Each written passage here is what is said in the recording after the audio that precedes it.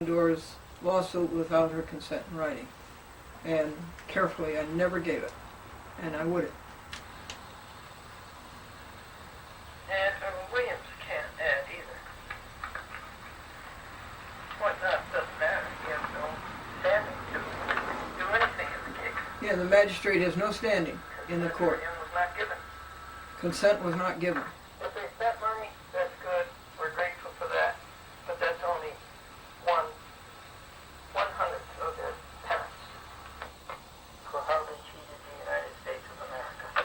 These defendants who cheated the United States of America, it cost them money to hire lawyers out in Idaho, and that's good, but it's only 1/100th of their penance. Glendora had you from the beginning. You knew it. Glendora had you cornered from the beginning, and you knew lay it. in ambush. And you lay in ambush. And you devised a scheme. Devise a Which scheme, wasn't any work of art. which was no It work wasn't of any art work of skill. and no skills. It was just pedestrian. Pedestrian. Remember to do words. Every 15 minutes, words. Oh, it's 2 o'clock. What are we going to rejoice about? It's summer. It's summer. The trees are beautiful. And I boosted the 1980 Lincoln. Didn't boost it, but charged it. With my little battery charger. Oh, my little battery charger is so good, folks. You hook it up to the AC in your house, and you 4.5 hours your car battery's completely charged. And he starts up and he wants to go. He's just full of vitality and alertness and nimbleness. The 1980 Lincoln, which has 298,000 miles on it. Rule 60B opens up the docket. Either a Rule 60B or a Notice of Appeal opens up the docket. So, you think you've run away and you think it's behind you, but it isn't. It's going to be with you the rest of your life. The file is 2 feet high. The pile is 2 feet high.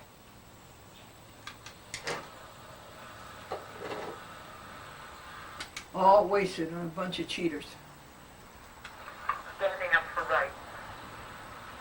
And at the end, of course, you have to meet a sold-out judge. What's your life worth? What kind of a memorial are you leaving? A cheater? Cover-up? Violation of Criminal Code 18-1001. Fine and in jail. When a defendant, Cecilia Masterulli, has gone fugitive, she returned the last legal paper and opened. In a good court, this would mean something, but in the large court,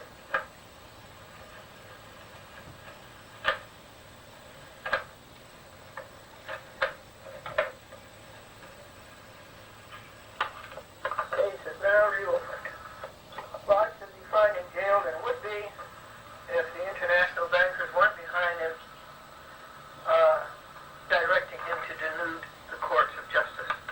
What do you do when the judge doing the judging is worse than the defendants? Do you know what judge we're talking about, folks? Edward J. Lodge, United States District Judge, District of Idaho. The Flynn et cetera defendant did not appear, and so dirty, duet dropped their defense into Glendora's hands and then let them go. No matter, even if it had been a legitimate order, no matter what Glendora would have said, they would have done their dirty work. In addition to his criminal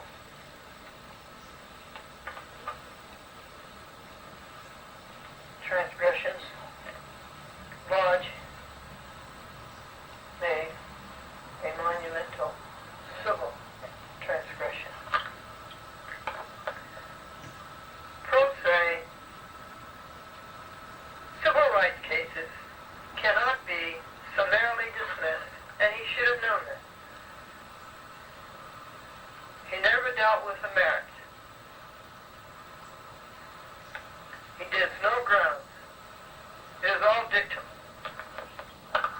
United States District Judges cannot be trusted. Never give your face to a United States District Judge. Law started out as law breaking very early.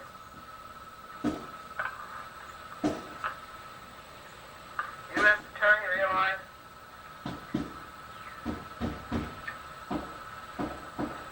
that all of the federal defendants were in default. And there really was no escaping it. And in a desperate try to get by with his chief, he asked the judge to extend his time to answer 130 days. 120. Did the judge give Glendora a chance to oppose it? Let me teach you a few things about judgeship. Don't forget to look on the file packet hours and dollars sheet as to how many hours on number 27 covers. How many hours and dollars Lodge wasted. Okay, let's do that right now. Hours and dollars.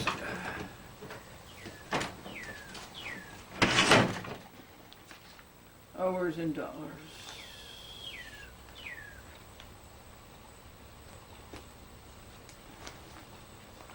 We can find that. We kept a run of it.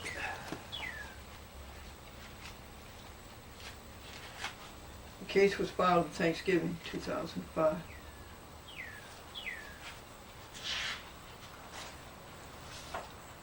To God be the glory, great things he hath done.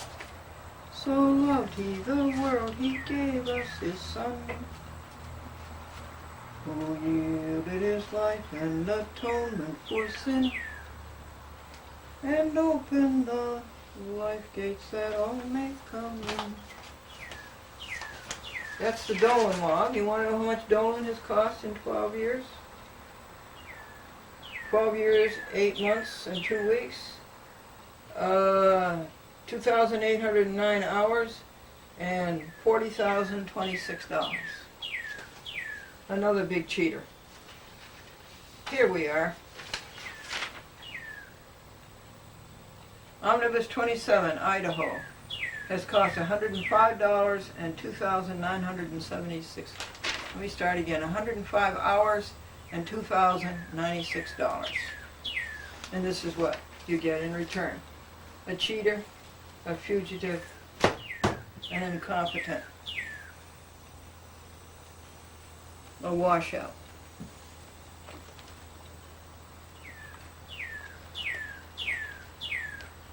What's that? That's a robin. No, that's a cardinal, isn't it, talking to you?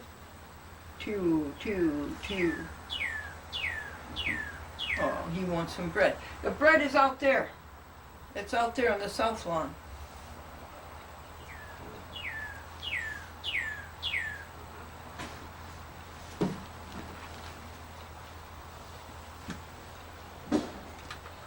Very, very bad and lonely.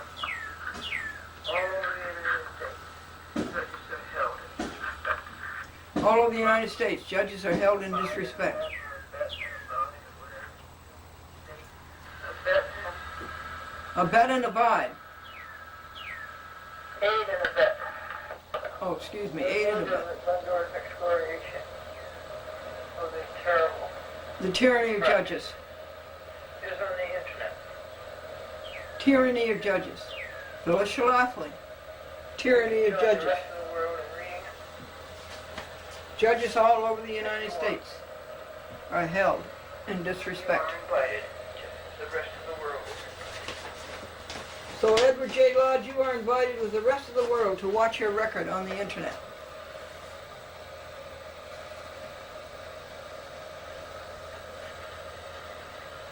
I'm sure you'll make a good prayer.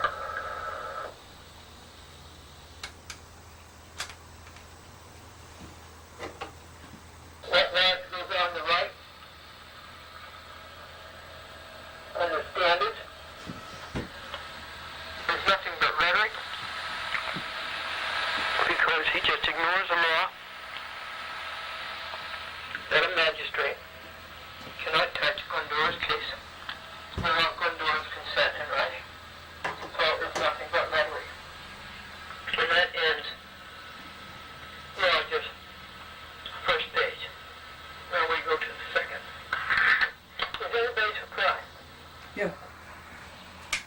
surprised? Are you surprised what happened? No. Nobody's surprised.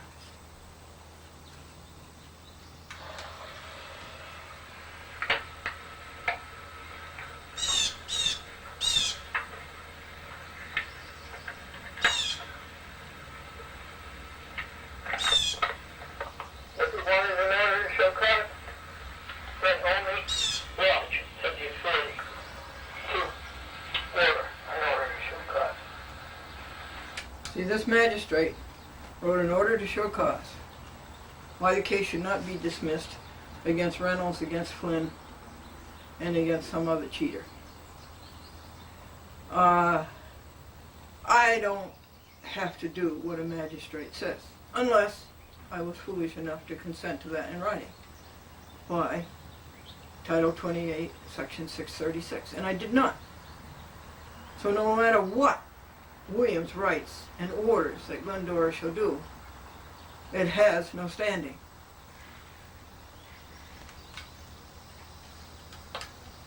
Didn't know that. So you willfully, deliberately,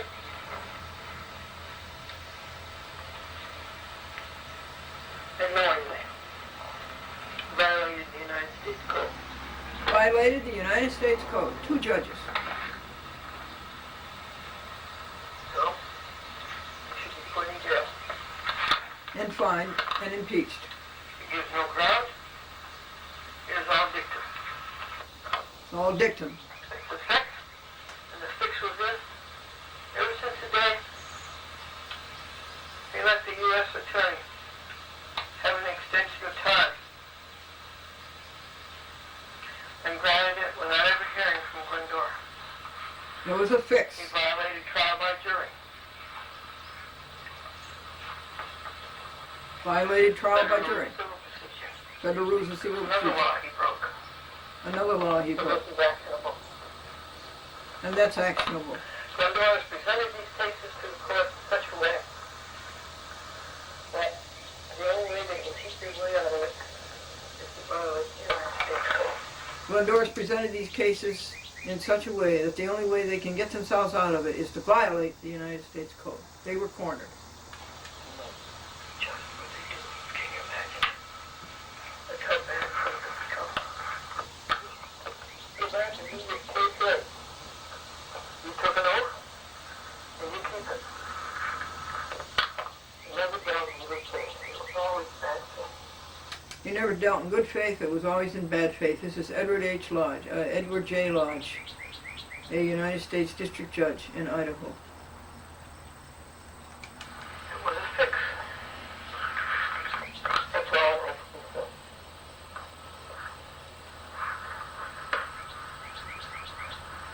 It was a caption. It was first the arrest. You didn't know enough to list all parties as to fix. Another thing, Lodge didn't know enough to serve all parties. I served all parties last night. I served them all. Lodge doesn't know enough to do that. Neither does the liar for hire group. Neither do the defendants. Nor they know enough to list all of the parties in the caption, at least on their first paper out of court or into court.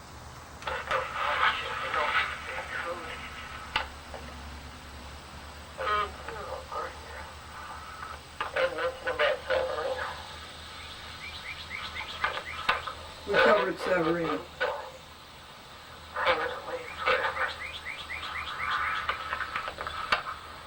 Where you go and catch a break for all. You send them to prison.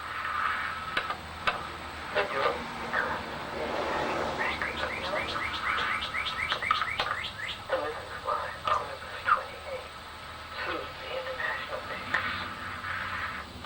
On the TV, call him a bench potato. And that's an Idaho potato.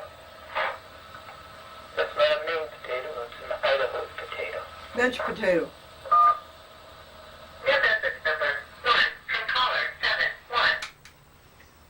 71. So, that's all taken care of. That's Glendora versus Stephen Taman and 18 other defendants which called onto the scene 5 slithering lawyers, and then hauled in a dirty magistrate judge and a dirty federal judge. And this all happened in the United States Federal Court, Boise, Idaho. Well, little birdie, the foodie's out that way.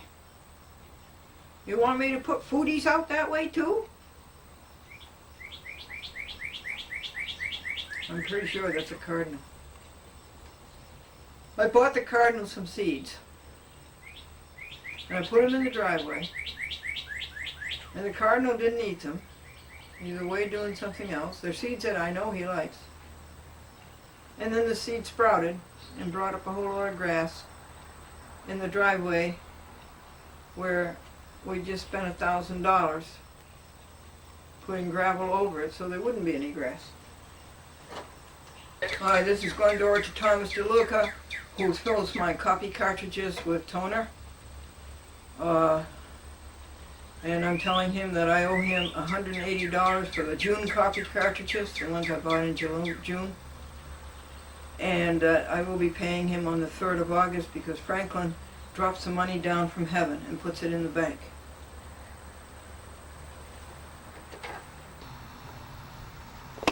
Folks, this is a Glendora to Thomas DeLuca, a friend of many, many years.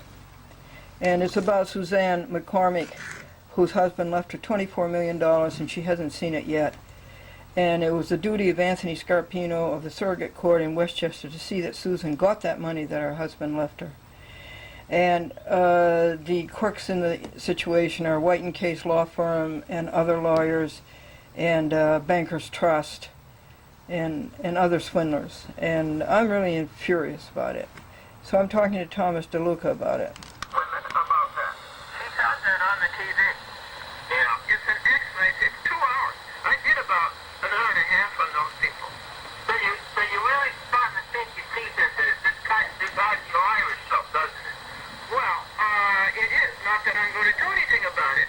And I know. And now I go on to my next point to you. Mr. Patrick Hanley, day before yesterday, asked me did I want to do a story on the Winston's and on the Carvels, and I told him flatly no.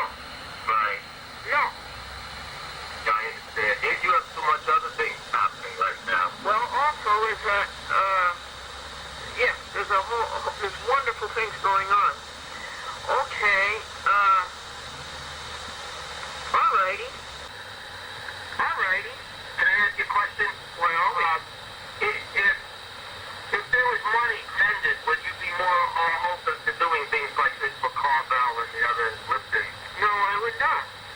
Money is not a solution to anything.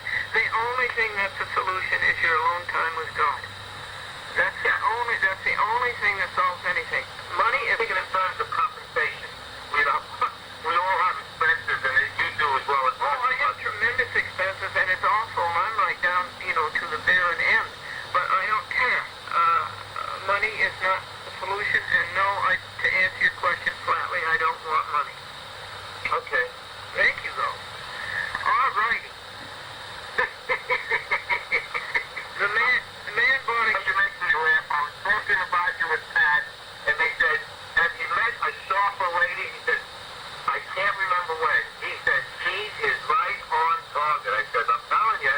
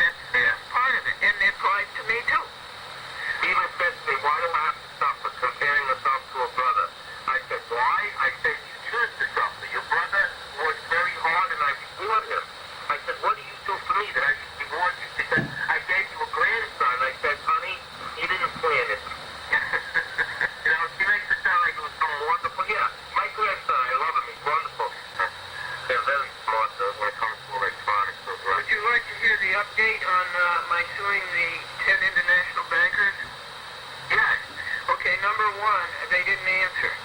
So I made a motion for default judgment. Number two, they did not answer the motion for default judgment. Right. They were sued in the United States District Court in the Virgin Islands.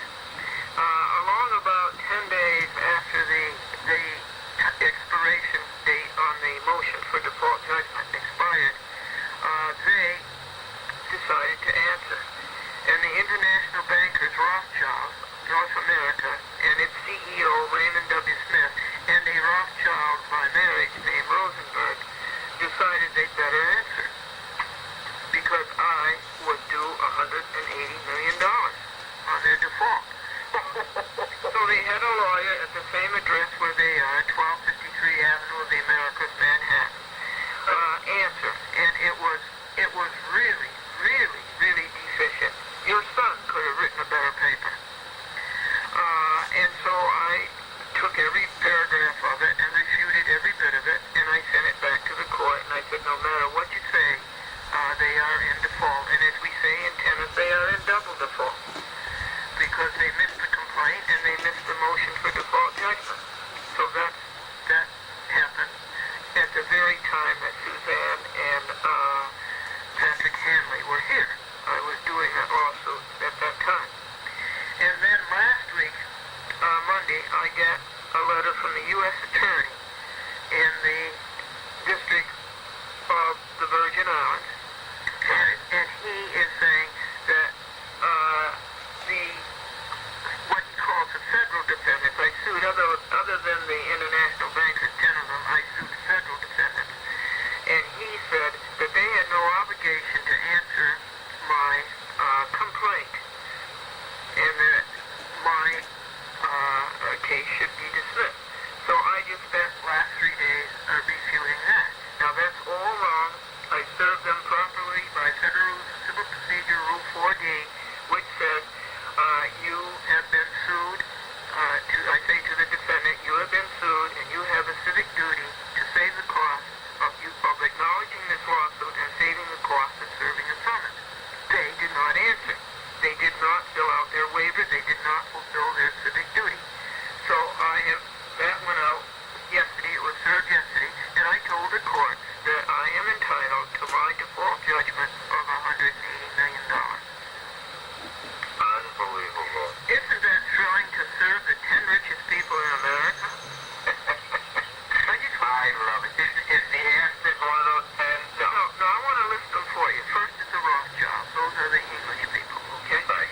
Then there's Lazard Frere, where the Rothschilds set them up in the Bank of France. Then there's Wilbur Pincus, where Rothschild set them up in Germany. And then there's the Federal Reserve System, where Rothschild set up the crooks in the United States. Then there's Lehman Brothers. And then, and also I sued Alan Greenspan. And there's also Goldman Sachs, and David Rockefeller, and Rockefeller Financial Services. And then the Council on Foreign Relations, which is trying to get rid of the sovereignty of the United States and form one world government. And then there's the Trilateral Commission, which moved itself from Manhattan down to Washington, D.C., where they can overpower the congressman and also the executive branch and also the judicial branch, the Supreme Court. So those are the 10 words in the National Bank. Oh, I sued also the World Bank. And what was the nature of the suit? You sued them for what? Robbing us of America. Wow. In those terms, you In wrote it, or? every term. And I listed, and I wrote about 25 pages of what they had done to us.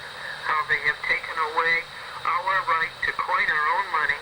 How they print as many, you notice that the bill that you hold in your hand doesn't say silver certificate, it says Federal Reserve note. They print as many of them as they want. They loan it to us, and then they charge us interest. This is the scam artist dream. Sure.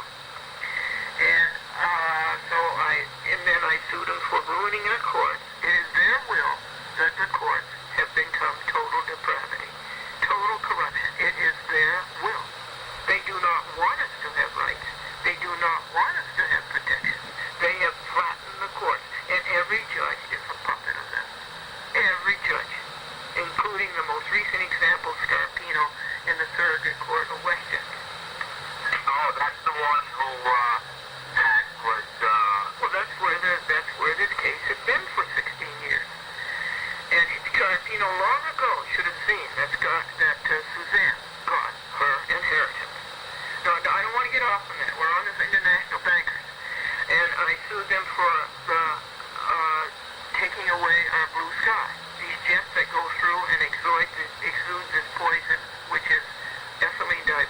a poison.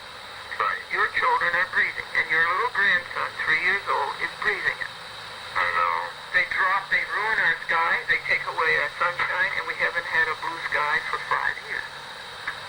I sued them for all of these things that they have done, for taking away America's sovereignty, for the United Nations, which is nothing but their world government. Right. So it was 35 pages that I sued them for. I just want to bring up one example to you. You remember that when Christ on Palm Sunday came into Jerusalem, Hosanna the highest, and he was hailed and he was exalted. When he got to Jerusalem, he went to the temple. It was Sunday. He went to the temple, or Saturday, and he was infuriated by the money changers. Right. And he tipped over their tables. You want to know who the money changers are and were? They are the international bankers of those years. The Pharisees, they were called? No, the Pharisees are the Jewish lawyers. These are the international bankers. Right. You told me what the name of that group was. The money changers is all they're called. Yeah, it was the name of a group of people that... Okay, now don't get off onto a tangent. Okay, so he upset these tables. They turned God's temple, into a money house. And it made him furious. Okay, the next day, he was questioned. The next day, he was betrayed. The next day, he was arrested. The next day, he was tried. And the next day, he was crucified. Now, you and I have heard the Bible all of our lives. Did we ever, or did the church ever put that together for us? That happened in Holy Week, the 5 days? And it was... You put it eloquently for the first time. I never realized it was such a chain of events in such a short frame of time. No, it was okay with everybody as long as Christ was preaching love and God and our Heavenly Father. Everything was okay. But the minute he touched the international bankers, that was the end. That's who killed Christ. They comprise, in my mind, after hearing this, the Antichrist. Okay, but get the concept here. No, I understand. Who killed Christ? When did it happen? In Holy Week. It was the money lessons, the money changers. Yeah, in that 1 week. That's what Holy Week really is. That's what Maundy Thursday is. That's what Good Friday is. And that's what Holy Saturday is. And that's what Palm Sunday is. Right. It was the money changers. Now these international bankers, we call them international bankers today, they came from Mongolia. They came across Central Europe. They were sort of like gypsies. Gypsies were always involved with money. They were sort of like that. They came across Central Europe. Right. And they adopted the Hebrew religion. They were not Jewish, but there were a lot of religions around that they could have adopted. They could have adopted Mohammedanism, but they chose to go Hebrew. Yeah. And that's why these international bankers, the Rothschilds, are all Jewish. Notice the people that I sued. Rosenberg, okay? Right. He's a Rothschild by marriage. They're all Jewish. Greenspan, they're all Jewish. That's something I realized. I was thinking about it. I always realized that. And for such a small percentage of the world's population, they're very influential with key positions that involve banking and money. And they are the top. Now, I want to tell you that one of them went to Germany. His name was Bauer, and you know that to be a Jewish name. B-O-A-U-E-R. And he set up shop there loaning money. Now, you know that usury is against the law in the Old Testament. You're not supposed to engage in usury, loaning money for a fee. And he did, and he became very wealthy. And outside of his little shop, there was a red shield. And red shield in German is Rothschild. R-O-T-H-C-H-I-L-D. And he set up this bank in Germany.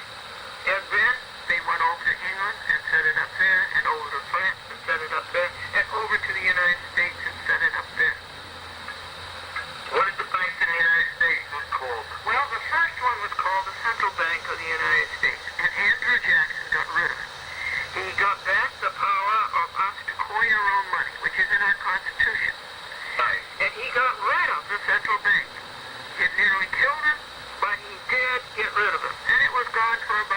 years. But of course, the Rothschilds are always working to get it back. And then they did get it back. And Abraham Lincoln, to run the Civil War, came along and it was his greenbacks. And he got rid of the central bank. Right. He got rid of it. And he did very well with it. But the Rothschilds crept back in again.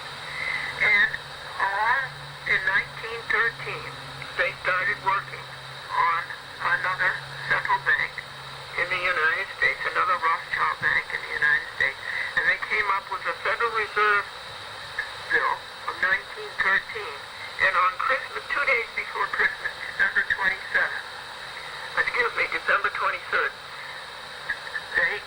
all the congressmen wanted to go home for the Christmas holidays, and they said to the few who were staying, "You will not pass this bill while we are gone, will you?" And they said no, but they did. What year was that? 1913. Wow. December 23rd, the Federal Reserve Bill became an act. And that was the Federal Reserve Bank. And look how dirty they are. It is not federal.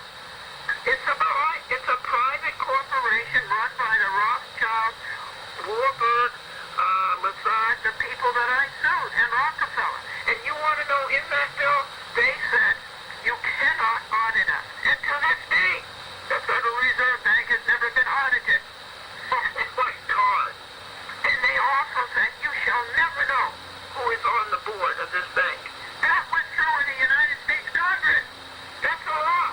But some enterprising Americans went over to Switzerland and they found out who was on the board. And who is it? Rothschild, Stiles, Lazard, Frere, Warburg, Pincus, David Rockefeller, Lehman Brothers, Goldman Sachs. And it is a private.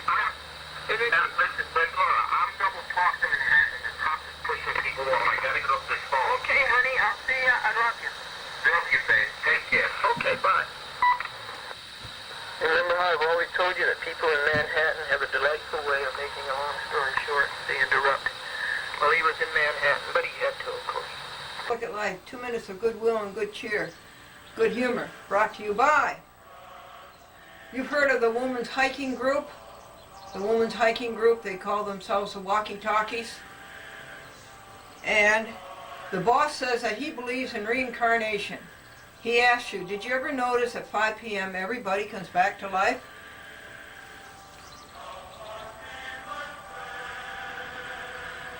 The father told his 4 children, you should work like a horse, you should eat like a dog, you should run like a rabbit, you should think like a fox, and you should go see a veterinarian every month.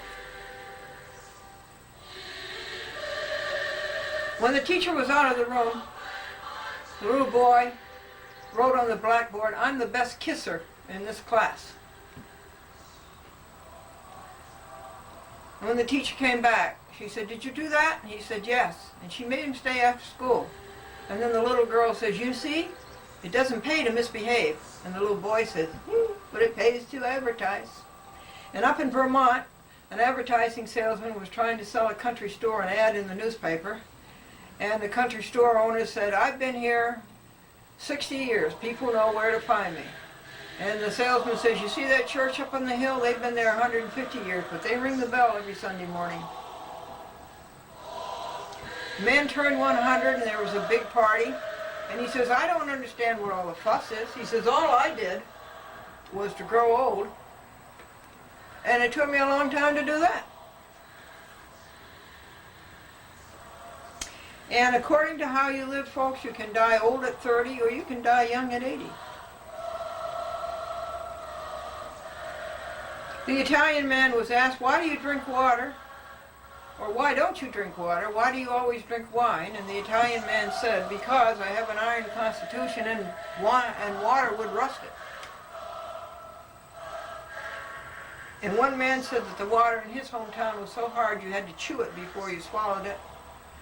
And a man going through customs told the customs agents, "You don't have to go through my suitcase, it's only clothes." And just then the customs agent pulled out a bottle of bourbon and he says, "This is clothes?" And the man says, "Yes, that's my nightcap." This is Glendora, a cheerful look at life. brought to you by 2 minutes of goodwill, good cheer, and good humor, and it's brought to you by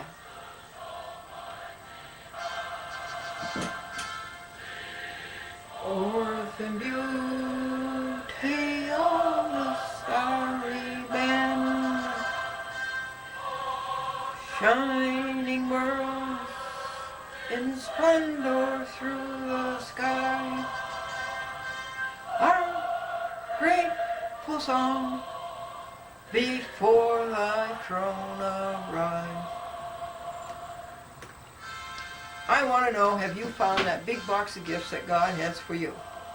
There is a great, great, great, big, beautifully wrapped box of gifts that God has for you. It has all the riches in it that you want, all the money that you want, all the servants, all the big cars, all the big houses,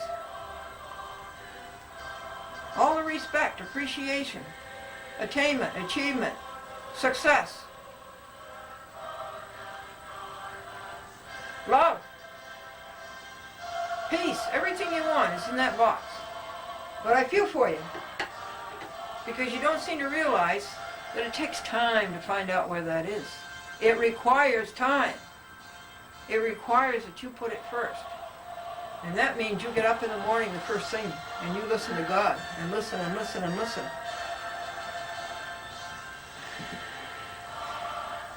And don't you let go of your thought for 1 minute. Every 15 minutes, it's 3 o'clock right now, you rejoice about something.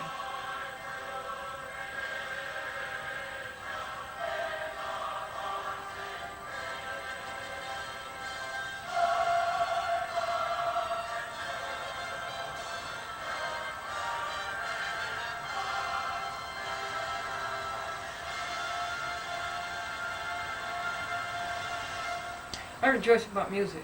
What is there, folks, inside of us that responds to music? It's got to be divine. Just like looking for that big box of riches, it's got to be divine. It's in all of us. It's in all of us that responds to music. And you know another thing that goes with it? Humor. A sense of humor. What makes us laugh? Well, I don't mean what makes us laugh. We know what makes us laugh. But why are we laughing creatures? Nobody else is. All those things, and mathematics and numbers, there's something inside of us. I'm going to tell you what it is. It's those electromagnetic waves. 1 John 1, I think, 1 John 1:5 says God is light. What is light? Light is electromagnetic radiation. And I have told you before, well, all right, look at it this way. Say the electromagnetic spectrum is like this. Now down here, a part of the electromagnetic spectrum that you can respond to. You know infrared rays, you know red, orange, yellow, green, blue, violet. You can respond to all of those. You can see those. And then there's ultraviolet and X-rays and gamma rays. And that seems to be the end of it. We don't seem to be able to go any farther. But keep going. And keep increasing the frequency. And shortening the wavelength. By the formula, frequency equals wavelength times c, which is the speed of light, which is 186,000 miles a second around the world, 22 times in 1 minute. And then you get up here where there's thought. And I think thought is electromagnetic radiation. And I think that's what God is. That's why I'm so confident that prayer can change people. Prayer is an electromagnetic wave because it is a thought. And what happens when you take electromagnetic waves and you bind them together? You have a laser, and we all know that a laser has a lot of force. This is something like it here.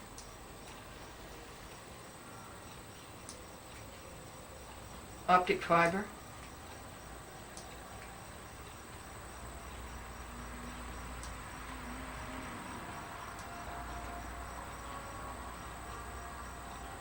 See that? You can respond to those electromagnetic waves. You can respond to that part of the spectrum. But there's a whole lot of the spectrum that we don't know. So that's why I say you do three things. First thing in the morning, you spend your time with God and get those thoughts going and make contact and find out where this box of riches is for you that satisfies everything you want and gives you everything, all happiness.